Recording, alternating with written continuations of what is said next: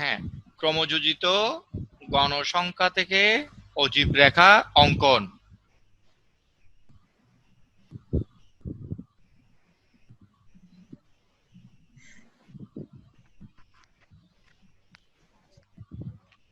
হ্যাঁ, ক্রমযোজিত গণসংখ্যা থেকে অজীব রেখা গণসংখ্যা অঙ্কন। থেকে ক্রমযোজিত সংখ্যাটা কি আমরা দেখি কেমন? গণসংখ্যা কি আমরা অবশ্যই জানি। গণসংখ্যাটাকেই বলা হয় গণসংখ্যা। কোন শ্রেণীতে যতজন শিক্ষার্থী রয়েছে বা যতজন যতটা উপলক্ষ রয়েছে আমরা সেগুলোকে বলি গণসংখ্যা। এটা যদি ছাত্রদের শ্রেণী হয় তাহলে এটা হচ্ছে ছাত্র সংখ্যা। এটা যদি মুদির দোকান এরিয়া হয় এটি মুদির দোকানির সংখ্যা। তাহলে এই ধরনের সংখ্যাগুলোকে আমরা বলি গণসংখ্যা। অর্থাৎ কোন শ্রেণীতে যতজন ছাত্র সংখ্যা রয়েছে সেটাকে বলা হয় ঘটন সংখ্যা বা গণসংখ্যা। এখন আমরা লিখবো ক্রমযোজিত গণসংখ্যাটা কি। দেখো, ক্রমযোজিত ক্রমানুসারে যোগ করাকে ক্রমযোজিত গণসংখ্যা বলা হয়। ক্রমযোজিত। হ্যাঁ, ক্রমানুসারে যোগ করা। তাহলে দেখো আমি এখানে কি করেছি বলতো, এই গঠন সংখ্যার আগে কত আছে? এই 10-এর আগে কিছু নেই। কিছু নাই স্যার। কিছু নেই, কিছু নেই মানে শূন্য। ঠিক আছে, তাহলে শূন্যর সাথে 10 যোগ করতে হবে, তাহলে 10 হবে। এখন 10 আর 10 যোগ করতে হবে, কত হবে? 20। 20 হবে। 20 স্যার। হ্যাঁ, 20 হবে। তারপরে তারপরে ক্রমযোজিত গণসংখ্যা কত হবে? তারপর 18 যোগ করতে হবে, 18 যোগ করে 38। 18 যোগ করে এই যে 20 আর 8 যোগ করলাম, 38। অর্থাৎ উপরে সবগুলো যোগ করলাম ক্রমানুসারে যোগ করে এখানে বসালাম 38। পরেরটা কত হবে? 12 49। হ্যাঁ, তারপরেরটা কত হবে? 58। 58।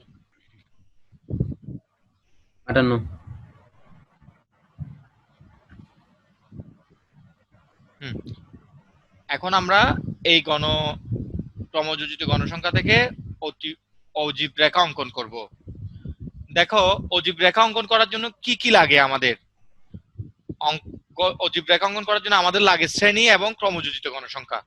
আমাদের কিন্তু গণসংখ্যা লাগে না। কি কি কি কি করার জন্য?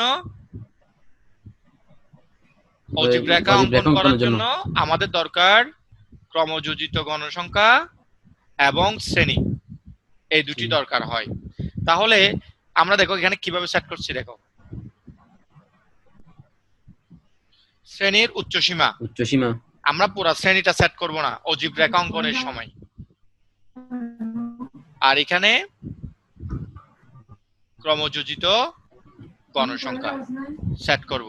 তারপরে কিন্তু আমাদের লিখে দিতে হবে প্রতি ঘরে কত একক করে তুমি ধরেছ, প্রতি একক ঘরে কত, প্রতি বর্গ একক ঘরে তুমি কত করে ধরেছ, এটা কিন্তু খাতায় লিখতে হবে। ওকে, এখানে দেখো 10 থেকে শুরু করেছে।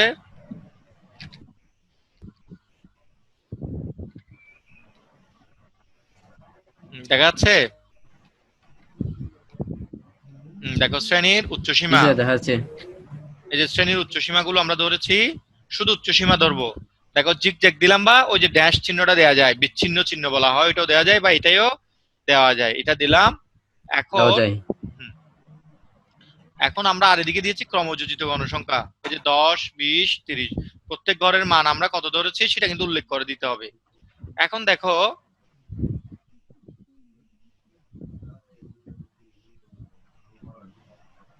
তার ওই গণসংখ্যার যে ইয়াগুলো, গণসংখ্যার যে মানে ওয়াই অক্ষেও কি স্যার আপনার জিগজ্যাগ দিতে হবে? কোনো সমস্যা নেই, এগুলা মেজর না, দিলেও কিছু হবে না, না দিলেও কিছু হবে না। স্যার একটা জিনিস, আপনি মোবাইলে কল আসছিল তো যার জন্য একটা জিনিস জানতে পারিনি স্যার। আপনি বলছেন ক্রমযোজিত, এটার একটা সংজ্ঞা দিছিলেন, ক্রমানুসারে কি একটা যেন বলছিলেন আপনি। হ্যাঁ, ক্রমযোজিত গণসংখ্যা হচ্ছে ক্রমানুসারে যে যোগ, সেগুলোকে বলা হয় ক্রমযোজিত গণসংখ্যা। অর্থাৎ গণসংখ্যাকে ক্রমানুসারে যোগ করতে হয়।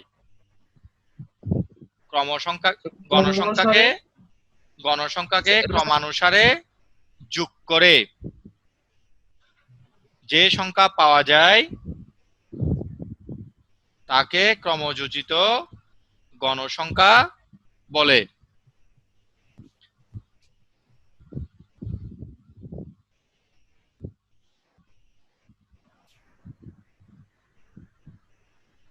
কিছু ওকে, তাহলে আমরা দেখি এখান থেকে আমরা যদি অজীব রেখা আঁকতে যাই তাহলে কিন্তু আমাদেরকে শ্রেণীর উচ্চসীমা অথবা নিম্ন সীমাটা ধরতে হবে। তবে আমরা এখানে সবসময় ধরি কি উচ্চসীমা, শ্রেণীর উচ্চসীমা, আর এখানে ধরেছি আমরা y অক্ষ বরাবর ধরেছি ক্রমযোজিত গণসংখ্যা।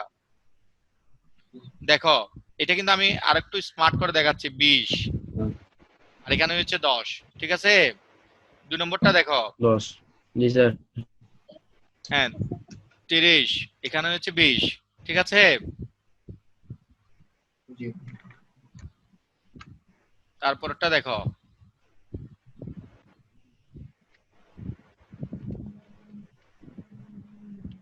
এই যে বিন্দুটা, তাই না?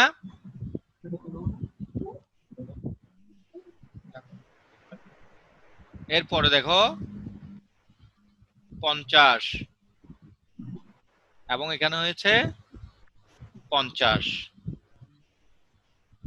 তাহলে এর পরের ধাপটা দেখো 60 আর এখানে হয়েছে 55। এইভাবে করে আমরা কি করেছি, বিন্দুগুলো স্থাপন করেছি। এখন জাস্ট কি করব, ক্রমযোজিত গণসংখ্যা অজীব রেখার ক্ষেত্রে বলতো আমরা এখন কোন বিন্দু থেকে আমরা বিন্দুটা মানে শুরু করব, এক্স অক্ষের কোন বিন্দু থেকে? রাফি 10 থেকে জি স্যার, একটু জুম করতে হবে। এক্স অক্ষের এক্স অক্ষের স্যার 10 থেকে শুরু করব। 10 থেকে, আচ্ছা দেখা যাক। দেখো জি সেজন্য 10 থেকে শুরু করতে হবে, 5 থেকে শুরু করতে হবে এমন কোনো কথা নেই। সেটা মূল বিন্দু থেকেও শুরু করা যায়, স্যার, এটা আমার মূল বিন্দু থেকেও শুরু করা যায়, 10 থেকেও শুরু করা যায়। এইখান থেকেও আমরা শুরু করতে পারতাম, কোন বিন্দু থেকে? এই যে এই বিন্দু থেকেও আমরা শুরু করতে পারতাম, কিন্তু আমাদের কাউন্টের বিষয় হচ্ছে এই এতটুকু থেকে। এখান থেকে হচ্ছে আমাদের কাউন্টিং এর বিষয়, ঠিক আছে? অজীব রেখা। তাহলে এইখান থেকে এই যে বিন্দু দেখছো না, এই বিন্দুটাকে যা সোজা যেখানে পড়ে সেখানেও তুমি কি করতে পারো, সেট করতে পারো। কথাটা কি বোঝা যাচ্ছে অর্ণব? জি স্যার। এই যে মনে করো এটা তো একটা সরলরেখা এতটুকু পর্যন্ত, এই সরলরেখা পিছনের দিকে বর্ধিত করলে যে বিন্দুতে যাবে সেই বিন্দু থেকেও শুরু করা যায়। তো আশা করি তোমরা যাবে। অজীব রেখাটা বুঝতে পেরেছো। অর্ণব, অজীব রেখাটা বুঝতে পেরেছো? তাহলে অজীব রেখা অঙ্কনের জন্য আমাদের কি কি লাগবে?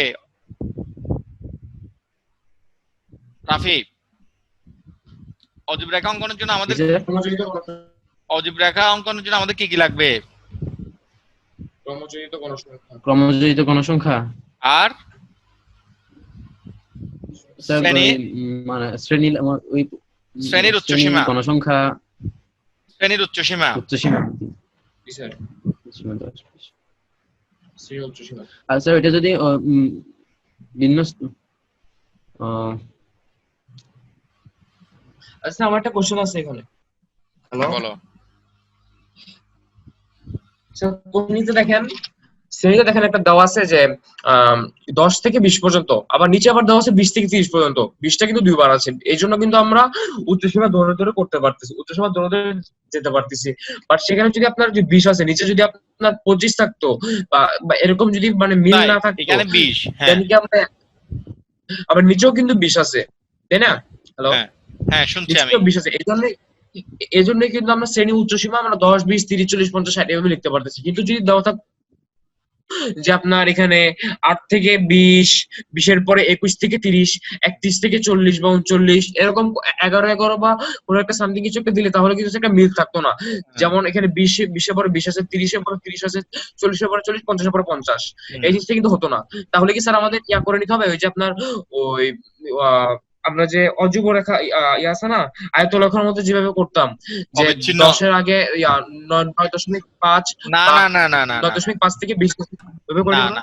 শোনো, তুমি গতকালকের কাজগুলো হয়তো করনি। করছি তো। তুমি যখন এই যে শ্রেণীটা যখন তৈরি করো, এটা তো সুনির্দিষ্টভাবে হয়, কারণ শ্রেণী ব্যক্তি তো সমান। এটা তুমি তো শ্রেণী ব্যক্তি এক শ্রেণীতে 5, এক শ্রেণীতে 3, এক শ্রেণীতে 10 এরকম তো নিতে পারবে না। শ্রেণী ব্যক্তি হবে সবসময় সমান। এখানে শ্রেণী ব্যক্তি কত? স্যার সবসময় সমান, কিন্তু স্যার আমাদের অন্যান্য ক্ষেত্রে দেখা যায় সবগুলো সমান হয় না।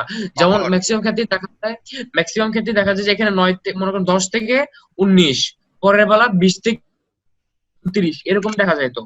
ও আচ্ছা, তখন তুমি অবিচ্ছিন্নকে বিচ্ছিন্ন করে নিবে, হ্যাঁ আমি সেটাই বলতেছি, বিচ্ছিন্নকে অবিচ্ছিন্ন করে নিবে। আমি অর্থাৎ সেই জিনিসটাই বলতেছি। মানে এটা কি বিচ্ছিন্ন শ্রেণী নাকি অবিচ্ছিন্ন শ্রেণী? রাফিকে বলছিলাম এটা বিচ্ছিন্ন। এটা হচ্ছে অবিচ্ছিন্ন। জি স্যার। এটা কি অবিচ্ছিন্ন শ্রেণী না বিচ্ছিন্ন জি। শ্রেণী? অবিচ্ছিন্ন বিষয়টা কি বুঝো অবিচ্ছিন্ন। রাফি? হ্যাঁ, জি স্যার বুঝি। জি স্যার। এটা অবিচ্ছিন্ন শ্রেণী না বিচ্ছিন্ন শ্রেণী? অবিচ্ছিন্ন। অবিচ্ছিন্ন, কারণ 20 20 30 টি অবিচ্ছিন্ন শ্রেণী। যদি বিচ্ছিন্ন শ্রেণী থাকে তাহলে সেটাকে স্যার যদি হ্যাঁ, রাফি কি জানে বলছিলে? স্যার যদি মানে যদি মানে বিচ্ছিন্ন বিন্যস্ত থাকে, বিচ্ছিন্ন থাকে, বিচ্ছিন্ন থাকে তাহলে স্যার তখন কি করতে হবে আমাদের? অবিচ্ছিন্ন করে নিতে হবে। কিভাবে করে জানো না? মানে 0.5 বিয়োগ করে, হ্যাঁ 0.5 হ্যাঁ যোগ হ্যাঁ, করে। Yes yes. এই যে বিচ্ছিন্ন থেকে অবিচ্ছিন্ন করার নিয়মটা একটু করে দেখাই দিচ্ছি।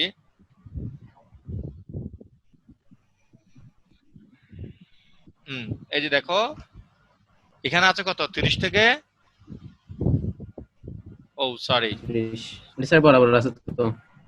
অবিচ্ছিন্ন গণসংখ্যা সারণী থেকে আয়তলক, এটা অবিচ্ছিন্ন। অবিচ্ছিন্ন, আমি বিচ্ছিন্ন তোমাকে দিয়ে দেখা করতে যাচ্ছে হবে। বিচ্ছিন্ন। এই যে গণসংখ্যা সারণী বিচ্ছিন্ন শ্রেণীকে অবিচ্ছিন্ন করার কৌশল, যেটা আমরা গত ক্লাসে করেছিলাম।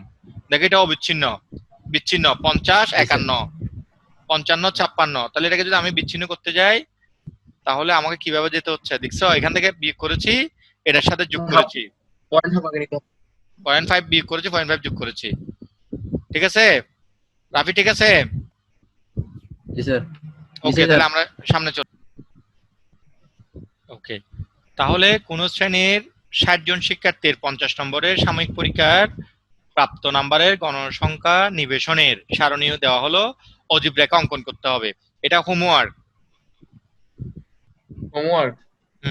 তাহলে স্ক্রিনশট। হ্যাঁ, ইয়া করে স্ক্রিনশট। নিই।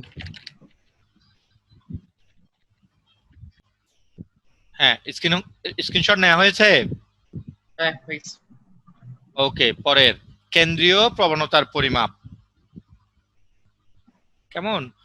উপাত্তের অধিকাংশ রাশি যে মানটি কাছাকাছি থাকে তাকে কেন্দ্রীয় মান বলে।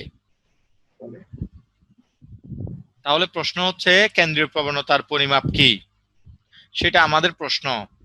কেন্দ্রীয় প্রবণতার পরিমাপ কি? উপাত্তের অধিকাংশ রাশি, উপাত্তের অধিকাংশ রাশি যে মানটির কাছাকাছি থাকে, যে মানটির, আমি মনে করলাম 1 থেকে 20 নিলাম, 1 থেকে 20। 10 10। যেমন আমি একটু উদাহরণ দিচ্ছি, আমি এখান থেকে হতে পারে 1 থেকে 20 নিচ্ছি।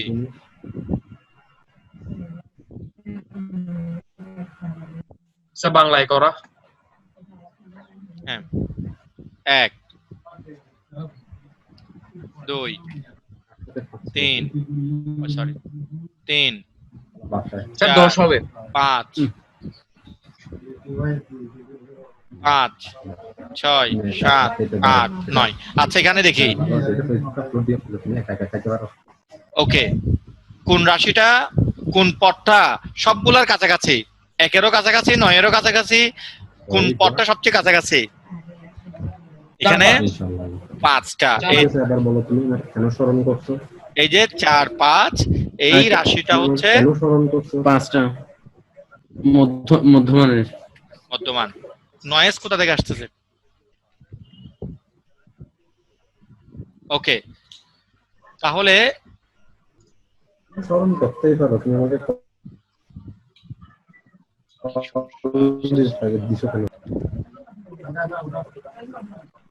হ্যাঁ, এই দুইটা, সরি 4 5, এই দুইটা মান সব রাশির চেয়ে কাছাকাছি, এই দুইটা মান। কারণ দেখো 9 থেকে এটা কাছে, আবার 1 থেকে এটা কাছে, কিন্তু 1 থেকে 9 এর দূরত্ব সবচেয়ে বেশি, 2 থেকে 9 এর দূরত্ব সবচেয়ে অনেক আরো বেশি, আর একটু কম, 3 থেকে 9 এর দূরত্ব আরেকটু কম, কিন্তু এই 4 5 এর দূরত্ব সবগুলোর জন্য তুলনামূলক কাছে। সেজন্য এই যে যে প্রশ্নটা তোমাদেরকে করা হয়েছে, উপাত্তের অধিকাংশ রাশি যে মানটির কাছাকাছি থাকে তাকে কেন্দ্রীয় মান বলা হয়। তাহলে এই ক্ষেত্রে কেন্দ্রীয় মান কত? 4 অর্ণব, 5 হ্যাঁ 4 5 কেন 4 5 কেন 5? 4.5 হ্যাঁ 5 কিভাবে 1 2 3 4, জি জি 1 স্যার 2 3 4, এখানে 5টা হচ্ছে সবচেয়ে কাছাকাছি। না, ঠিক আছে, ও হ্যাঁ হ্যাঁ হ্যাঁ ওকে। দেখো, কেন্দ্রীয় প্রবণতা পরিমাপ করার জন্য 3টা পদ্ধতি আমরা জানি। কি কি কেউ বলতে পারবে? অর্ণব বা রাফি, কেন্দ্রীয় মান পরিমাপ করার 3টি পদ্ধতি কি কি? এখনো জানা জানা নেই এখনো। রাফি, 5 নাম্বার ছিল, কিন্তু এটাতে 5 নাম্বার। লাস্টে তোমাদের মধ্যে যায় জিতবে, শোনো, লাস্টে যে সবচেয়ে বেশি পয়েন্ট পাবে ও কিন্তু মোবাইলে বিকাশ পেয়ে যাবে 10 টাকা। মোবাইলে 10 টাকা বিকাশ লাগবে ওকে। গাণিতিক গড় বা গড়, মধ্যক বা মধ্যমা, 3 নম্বরটা কি হবে? আপনি যেটা দেখাইছেন সেটা প্রচুরক। ও এই 3টাই হচ্ছে কেন্দ্রীয় প্রবণতা পরিমাপের কৌশল। স্যার আমরা জানতাম কিন্তু হ্যাঁ, কিন্তু বলে গিয়েছিলে। আচ্ছা, এর মধ্যে গড় বা গাণিতিক গড়, কিন্তু বুঝতে পারি নাই। হ্যাঁ বুঝতে পারছি, আমরা সকলেই জানি। এখন আমরা বিন্যস্ত উপাত্ত থেকে গড়, মধ্যক, প্রচুরক নির্ণয় করাটা জানবো।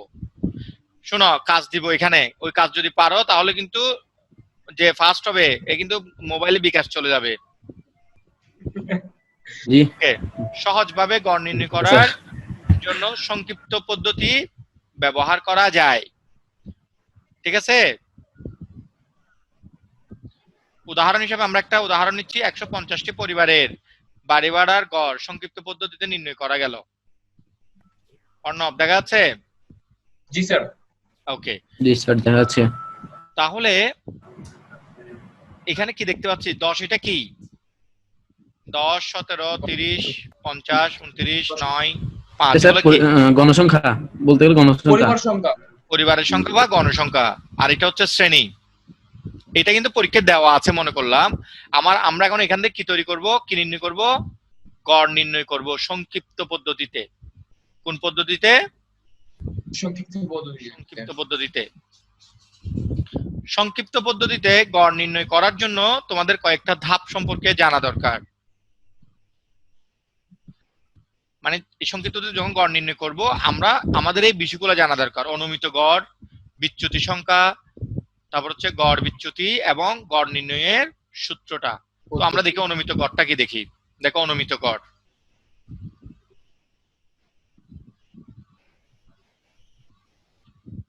হ্যাঁ রাফি একটু পরে শোনাবে। অনুমিত গড়টা কি? স্যার আসুক আগে।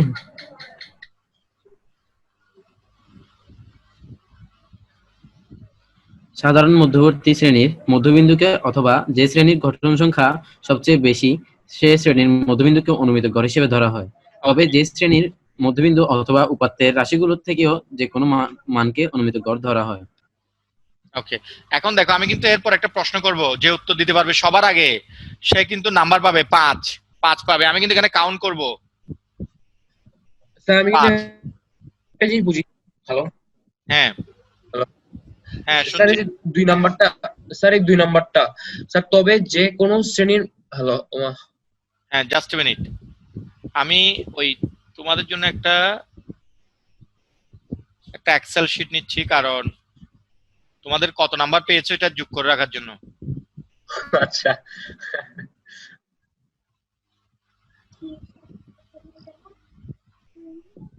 এই তো ওকে, এক্সেল, এটা হচ্ছে অর্ণব।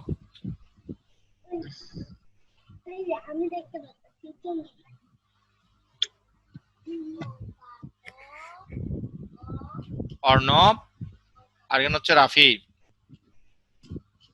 দেখা যাক অর্ণবের নাম্বার এখানে যোগ হবে, রাফির নাম্বার এখানে যোগ হবে। তাহলে আসো। তাহলে শুরু করা যাক। আমি এখানে তোমাদের জি একটা স্যার। অনুমিত গড় বলেছি, একটা সংজ্ঞা দিয়েছি, সাধারণ মধ্যবর্তী শ্রেণীর মধ্যবিন্দুকে অথবা যে শ্রেণীর গঠন সংখ্যা সবচেয়ে বেশি সেই শ্রেণীর মধ্যবিন্দু অনুমিত গড় হিসেবে ধরা হয়। তাহলে বলো এখানে অনুমিত গড় কোশ্চেনটা কোনটা? ছিল, তাহলে এখানে অনুমিত গড় কোনটা হবে? হ্যাঁ অনুমিত গড় হবে স্যার 50। 50 অনুমিত গড়? অনুমিত স্যার গড় কি 50 হবে রাফি? আচ্ছা আমি আবার দিচ্ছি, জি স্যার। আবার দিচ্ছি, একটু দেখো।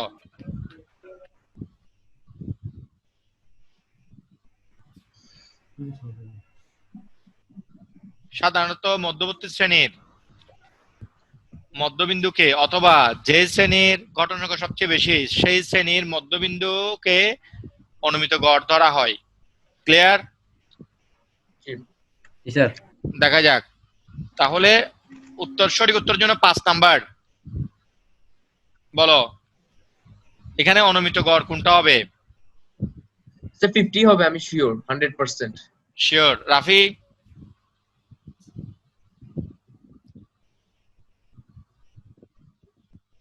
অন করতে হবে, সাউন্ড অন করো, সাউন্ড অন, রাফির সাউন্ড অন করো। হ্যাঁ বলো।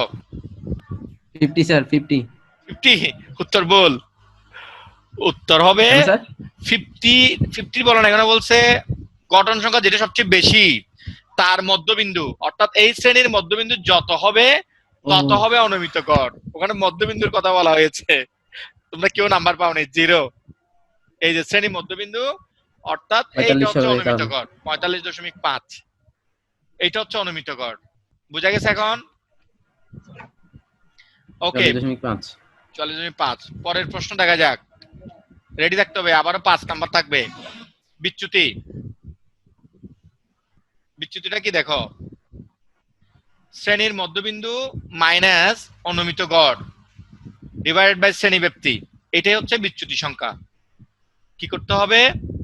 শ্রেণীর মধ্যবিন্দু বিয়োগ অনুমিত গড় ডিভাইড বাই শ্রেণী ব্যাপ্তি। রেডি? প্রশ্নের জন্য রেডি? জি স্যার। জি স্যার। রেডি? ওকে দেখা যাক। জি স্যার। তাহলে বলো এই বিন্দুর অনুমিত গড় কত? এই যে এই শ্রেণীর 10 থেকে 90 প্রথম শ্রেণীর অনুমিত গড় কত হবে? যে সবার আগে উত্তর দিবে সেই নাম্বার পাবে 5 নাম্বার।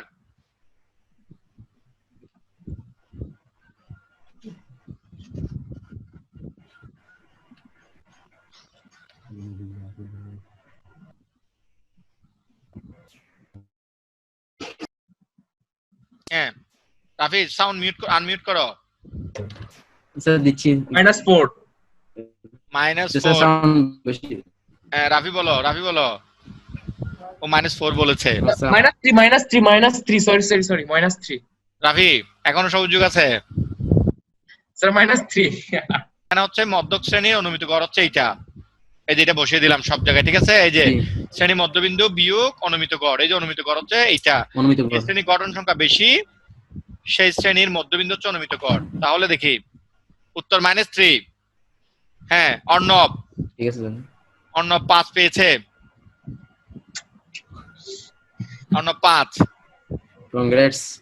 ওকে Thanks. পরের দেখি এটার অনুমিত গড় দ্রুত।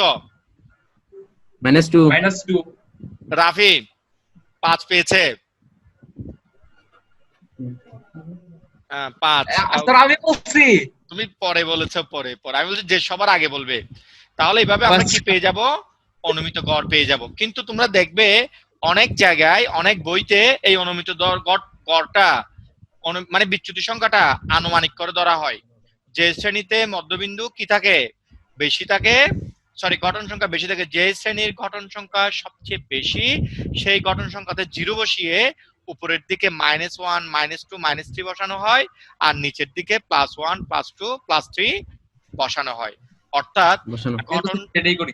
হ্যাঁ গঠন সংখ্যা যদি এখানে বেশি থাকতো, অর্থাৎ এই শ্রেণীতে থাকতো 30 থেকে 39, এই শ্রেণীতে যদি গঠন সংখ্যাটা থাকতো তাহলে আমরা এই বরাবর 0 বসিয়ে উপরের দিকে +1 +2 বসাতাম, -1 -2 বসাতাম, আর নিচের দিকে +1 +2 +3 বসাতাম। কিন্তু প্রকৃতপক্ষে বিচ্যুতি সংখ্যা বের করার নিয়ম হচ্ছে এটা, সেটা হচ্ছে শ্রেণীর মধ্যবিন্দু বিয়োগ অনুমিত গড় ডিভাইডেড বাই শ্রেণীব্যাপ্তি। আমরা জানি অনুমিত গড়টা কি, ঠিক কিনা? জি স্যার। ওকে, অনুমিত গড় হচ্ছে জি, স্যার। যেই শ্রেণীর ঘটন সংখ্যা সবচেয়ে বেশি তার মধ্যবিন্দু। ওকে, এখন প্রশ্ন হচ্ছে তাহলে সবার আগে যে উত্তর দিতে পারবে এখানে কত হবে? এই যে বিচ্যুতি -30 ঘটন সংখ্যা -30, আবারও রাফি 10, রাফি 5, আবারও রাফি 5, রাফি কিন্তু 5 পেয়ে গিয়ে গেছে। অর্ণব, ওকে, তাহলে এখানে আমরা হিসাব করব, কি হিসাব করব? বিচ্যুতি সংখ্যার সাথে ঘটন সংখ্যা গুণ করে আমরা এই রাশিগুলো পেয়ে যাব, ঠিক আছে কিনা? এখন জি, আরেকটা স্যার। বিষয় এটা একটু দেখতে হবে, গড় বিচ্যুতিটা কি দেখো, এরপর কিন্তু নাম্বার আছে। তাহলে গড় বিচ্যুতি সমান বিচ্যুতি সংখ্যা গুণ ঘটন সংখ্যা, এর সমষ্টি বের করতে হবে, তারপরে মোট গণসংখ্যা দিয়ে ভাগ করতে হবে। এটা হচ্ছে গড় বিচ্যুতির সূত্র। ঠিক আছে, রেডি? প্রশ্নের জন্য রেডি অর্ণব? জি, স্যার। অর্ণব রেডি? না স্যার 1 মিনিট, না স্যার 1 মিনিট, ওয়েট।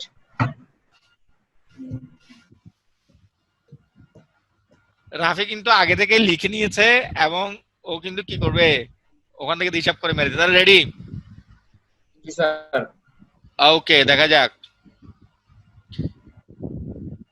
তাহলে বলো গড় বিচ্যুতি কত হবে, যে সবার আগে বলতে পারবে।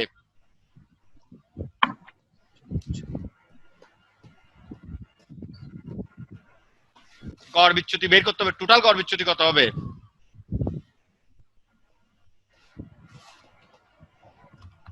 দেখা যাক কে 5 নাম্বার পায়। স্যার গড় বিচ্যুতি তো এখানে অনেকগুলোই আছে। গড় বিচ্যুতি কত হবে সেটাই বলো। স্যার গড় বিচ্যুতি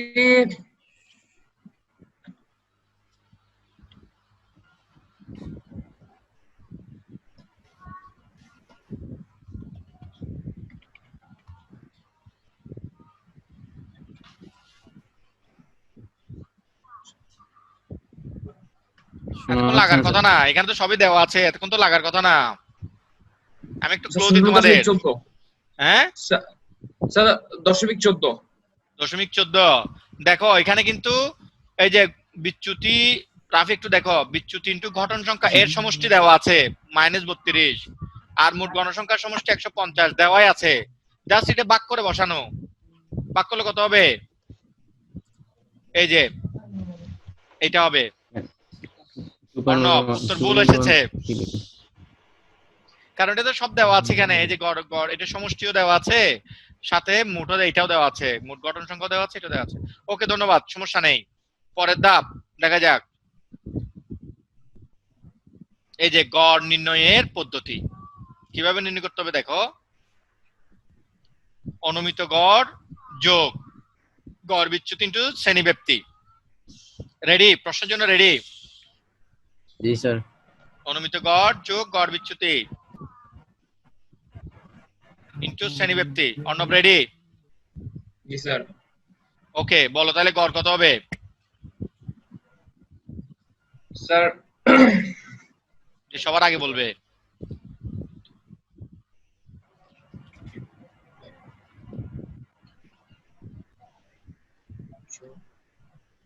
-14 না স্যার, বলেছি।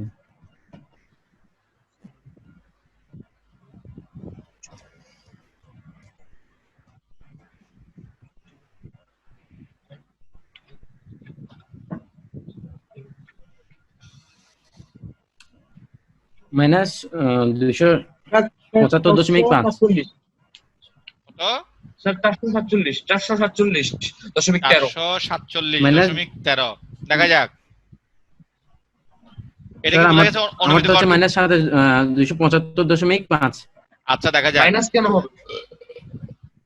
আচ্ছা দেখা যাক। অনুমিত গড় এটা, এটা কি বোঝা গেছে? গড় বিচ্যুতি কি বোঝা গেছে? এই যে গড় বিচ্যুতি, শ্রেণীব্যাপ্তি 10, এই যেখান থেকে এটা জি এক স্যার। শ্রেণী নিম্ন সীমা থেকে অন্য শ্রেণী নিম্ন সীমা বিয়োগ করলে শ্রেণীব্যাপ্তি পাওয়া যায়। তাহলে উত্তরটা হবে কত? 42.37। কে পেয়েছে? দুজনে আন্ডু পেয়েছো, দুজনে আন্ডু।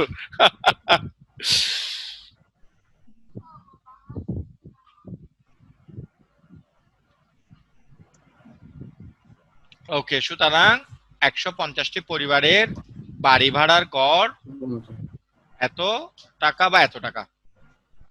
আচ্ছা এটা কিভাবে হয়?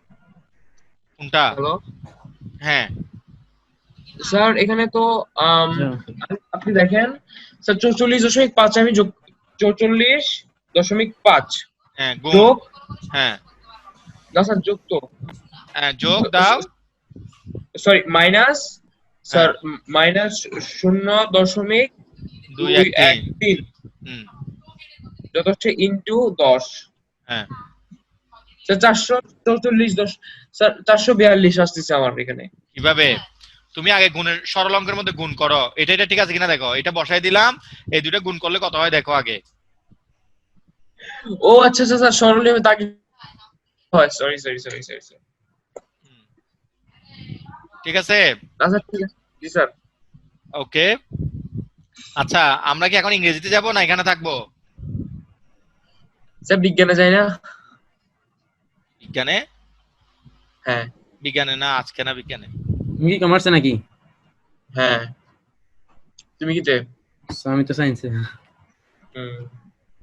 ভালো। ওকে, এই সমস্যাটা মধ্যক নির্ণয় করতে হবে। দেখা যাক এটার জন্য 10 নাম্বার, এটার জন্য 10 নাম্বার, টাইম হচ্ছে 5 মিনিট। আমি তোমাদের কিছুটা হেল্প করে দিব, অর্থাৎ মধ্যবিন্দু নির্ণয় করে দিব, কিছুটা হেল্প করে দিব, পুরাটা না, কিছুটা হেল্প করে দিব, নাহলে টাইম কোলাবে না। 15.5 ফার্স্টেরটা।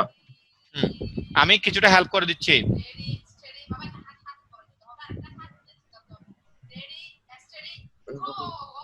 বিন্যস্ত উপাত্তের মধ্যক নির্ণয়, ও সরি, এটা তো মধ্যক নির্ণয়, এটা তোমরা পারবে না। হ্যাঁ। মধ্যক নির্ণয় এটা নতুন বিষয়।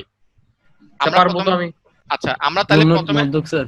হ্যাঁ আমরা প্রথমে শিখেছিলাম কি সাধারণ সংক্ষিপ্ত পদ্ধতিতে গড় নির্ণয়, যেটা ছিল একটা পরিমাপক, মানে কেন্দ্রীয় প্রবণতা পরিমাপের একটা মাধ্যম ছিল গড়। আমরা গড় নির্ণয় শিখেছি সংক্ষিপ্ত পদ্ধতিতে। এখন আমরা দেখব বিন্যস্ত উপাত্তের মধ্যক নির্ণয়। ঠিক আছে, মধ্যক নির্ণয়ের জন্য আমাদের কি লাগে? গঠন সংখ্যা এবং ক্রমযোজিত। ক্রমযোজিত ক্রমযোজিত গণসংখ্যা। গণসংখ্যা লাগে। আচ্ছা, আমিও সেটা প্রিপারেশন নি নাই। দেখো ক্রমযোজিত গণসংখ্যা তুমি পারো, পারো কিনা? জি স্যার। দেখো এটা হচ্ছে শ্রেণী সংখ্যা, ক্রমযোজিত গণসংখ্যা হচ্ছে এটা, তাই না? পারি কিনা আমরা? পারি। এক মিনিট হ্যালো স্যার, হ্যাঁ, ছোট্ট একটা ছবি তুলে নিন ক্রমযোজিত গণসংখ্যার সংজ্ঞাটা আর কি। বুঝতে পারছি। ওকে স্যার, হয়ে গেছে। মধ্যক শ্রেণী খেয়াল করো। চলে গেছে নাকি? ও চলে যায় নাই, হয়তো নেটওয়ার্ক ডিস্টার্ব হচ্ছে। মধ্যক শ্রেণী, জি স্যার। শ্রেণী বিন্যস্ত উপাত্তের। দেখো মধ্যক শ্রেণী কোনটা, দেখো মধ্যক শ্রেণী কেমনে বের করতে হবে? 28। কিভাবে? একটু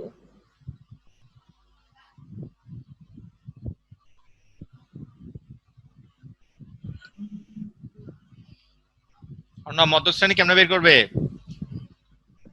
স্যার যেখানে যে সংখ্যার ভিতরে 35 পর্যন্ত আছে, এখানে স্যার আপনার 30 স্যার 42 থেকে 47 ভিতরে 31 পর্যন্ত আছে, এবং 32 থেকে শুরু হয়ে 56 পর্যন্ত আছে স্যার 48 থেকে 53 এর ভিতরে। তাই জন্য স্যার মধ্যক শ্রেণী হচ্ছে 48 থেকে 35টা আমরা কেমনে বের করবো? 35টা স্যার টোটাল ক্রমযোজিত মানে টোটাল শ্রমিক সংখ্যার হ্যাঁ যোগফলের সাথে 2 ভাগ করে 35। এখন দেখবো 35টা কোথায় আছে। দেখো এই শ্রেণীর ভিতরে 25 পর্যন্ত আছে, এই শ্রেণীতে, ঠিক কিনা? হ্যাঁ না, এই শ্রেণীতে 25 পর্যন্ত দেখা যাচ্ছে 25 জন। এই শ্রেণীতে কতজন? 25 25 জন আছে এই শ্রেণীতে। তাহলে নিশ্চয়ই 31 ছিল আমাদের এখানে, কিন্তু 35। তাহলে 31 পর্যন্ত কোন শ্রেণীতে আছে 31 জন মানুষ? মানে এই যে প্রথম শ্রেণী, 43 থেকে 47। হ্যাঁ, এই প্রথম শ্রেণী থেকে তৃতীয় শ্রেণীর মধ্যে আমাদের মোট 31 জন ব্যক্তি রয়েছে, কিন্তু আমাদের ক্রমযুক্ত গণসংখ্যা হচ্ছে, সরি, আমাদের মধ্য শ্রেণী হচ্ছে 35-এ, ঠিক কিনা? 35-এ। জি জি তাহলে 31-এর পরে হচ্ছে আমাদের এই শ্রেণী, কিন্তু এই শ্রেণীতে দেখো 56 জন মানুষ রয়েছে। নিশ্চয়ই 56 জন শ্রমিকের মধ্যে 35টা আছে নাকি নেই? জি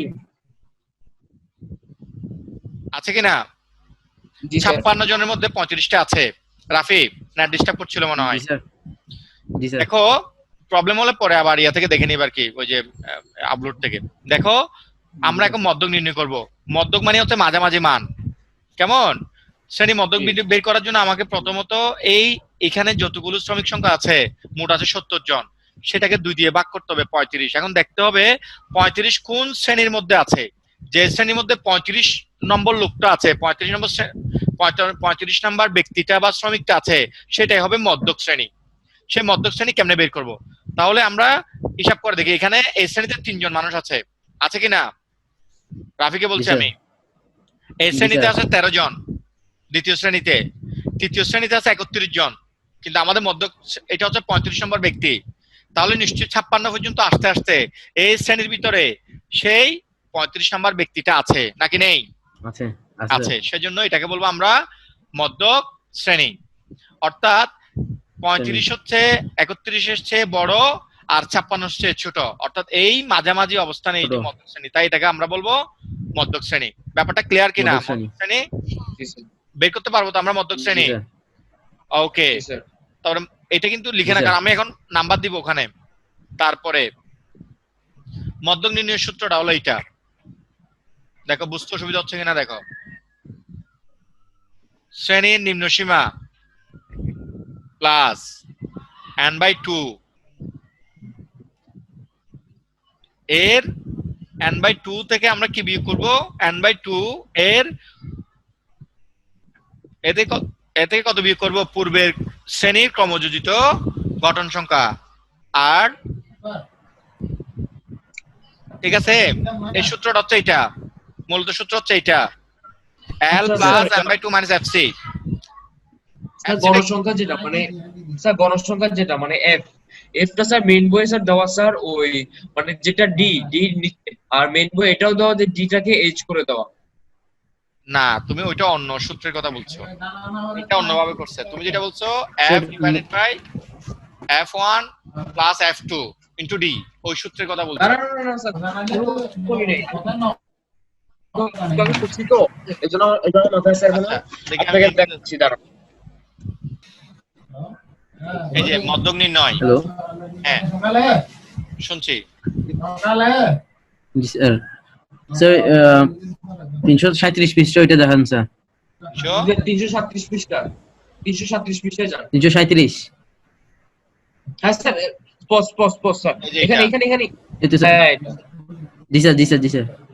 l প্লাস n/2, তো কি সমস্যাটা কি? এটা তো তো সেম। সেম ঠিক আছে, বাট ওই যে ওখানে ওখানে ওটা স্যার ইয়াটা। উপস্থাপনা অন্যভাবে করেছে।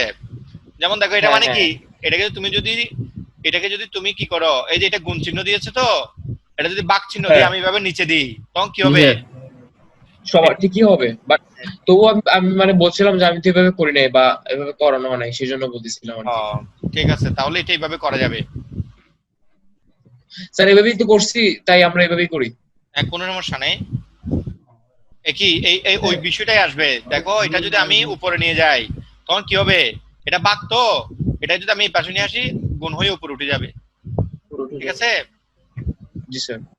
তাহলে সূত্রটা লিখে নিয়েছো? জি স্যার। জি স্যার। তাহলে এখন দেখা যাক প্রশ্ন। জি স্যার, লিখছি। প্রশ্নের জন্য ready? Okay sir, ready. Okay, আর কল আসছে মনে হয় স্যার। আমার না। ওকে, তাহলে আমরা এখানে n/2 28। n/2 28। বলো দেখি, 28 কোন শ্রেণীতে অবস্থিত? 5 নাম্বার। 28 স্যার উপস্থিত স্যার 11 থেকে 20। না না স্যার 21 থেকে 30। 21 থেকে 30। রাফি 21 থেকে 30। 21 থেকে 30। 21 থেকে 30। ঠিক আছে, উত্তর দুজনেরই সঠিক। তবে আমরা অর্ণবকে দিচ্ছি 5 আর আমার আগে দিছে। আর তোমাকে দিচ্ছি আমি 3। একটু এটা হবে 0। ওকে, এরকমই নাম্বারটা। ওকে, পরের প্রশ্ন। তাহলে এখানে নাই, এই জায়গাটাতে হবে। ঠিক আছে, এই যে এই জায়গাটাতে হবে। তাহলে এত থেকে এত মধ্যক শ্রেণী আমরা পেয়ে এলাম। তাহলে মধ্যক শ্রেণী পেয়ে গেলাম। ওকে, দেখি মানটা কে আগে বের করে দিতে পারে। মানটা কিসের মান? আচ্ছা এই যে মধ্যকের মান। এখানে নিম্নসীমা কত? মধ্যক শ্রেণীর নিম্নসীমা এল, ডি হচ্ছে 10। আমি এটা হেল্প করে দিচ্ছি। এফ, এফসি হচ্ছে 25।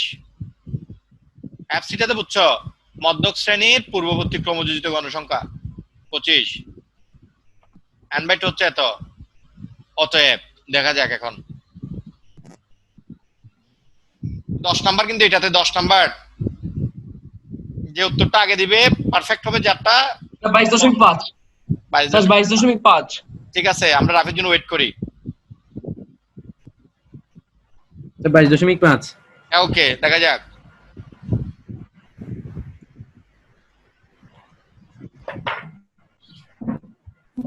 বাইশ দশমিক পাঁচ রাইট উত্তর। So okay, very good. তো নাম্বারটা আমরা অর্ণবকে দিচ্ছি 10, থ্যাংক যেহেতু ইউ। ও আগে বলেছে। আর রাফিকে দিচ্ছি আমরা 5, যেহেতু পরে বলেছে। ওকে, তাহলে আজকে আমরা এই দুইটা বিষয় একটুকুই জানলাম। আজকে এতটুকুই থাক।